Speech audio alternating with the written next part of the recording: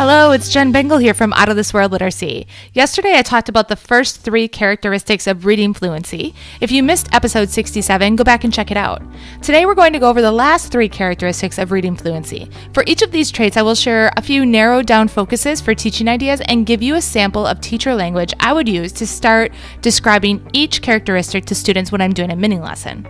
The 4th characteristic for fluency is intonation. Intonation is the rise and fall, or the loudness or softness of your voice that you use when you're reading to reflect meaning.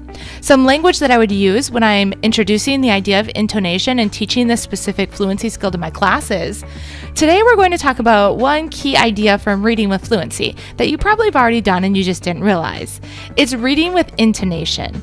Reading with intonation means that as you read, you make your voice louder on more important words and phrases. It also means making your voice lower or softer on different words or phrases. It's important to read out loud with intonation so that the reading doesn't sound more like reading all at the same voice level. Your listeners will know the more important words or phrases because you will read them louder or softer than all the rest of the words. Let's think about what it really means to read with intonation and what kinds of words we should be reading louder as we read aloud today in class. And then go ahead and practice reading with intonation with some mentor text that you have.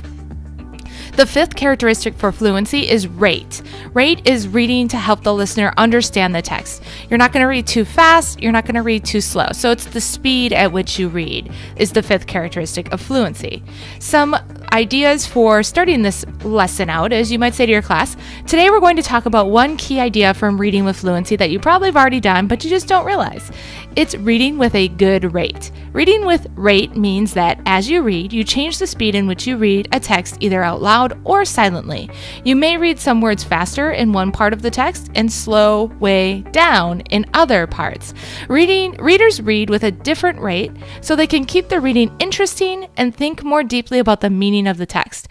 Let's think some more about rate today and practice. And then go ahead and practice reading with different rates with your class and talk about that together. The last characteristic of fluency is integration. This is really just putting everything together, all of those traits of fluency together to understand meaning. I keep going back to how reading with fluency really is reading for meaning. So if your students are struggling with fluency, chances are they're struggling with comprehension as well. And here's some language for you to use with a lesson on integration. When we think about reading with fluency, there are lots of things to consider. We need to pay attention to our rate and our tone when we read. We can think about how our voice sounds in comparison to how fast we're reading. The way we sound and the speed in which we read all impact the meaning of the text. Let's practice reading and think carefully about how our speed and our tone will sound. We'll talk about how we did with fluency after reading, and then go ahead and practice with your class. I hope this chat helps you think about how you can add to your reading fluency instruction. If you teach in grades 2 through 6 and you're in need of reading fluency lessons, visit www.readwithfluency.com. If you're listening live, I'm hosting a brand new free live training all about reading fluency. Visit jenbengalwebinars.com to register for that live training now. It's been my pleasure chatting with you today. Know that I'm the biggest fan of the work that you and your students are doing in the classroom every day. If you'd like more teaching tips, you can check out outofthisworldliteracy.com. Until next time, you've got this.